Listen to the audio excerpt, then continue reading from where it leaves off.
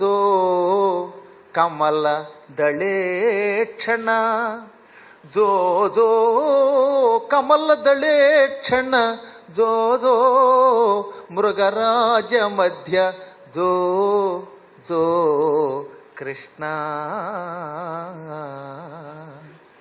జో జో పల్లవకర పద జో జో పూర్ణేందువదన జో జో అనుచు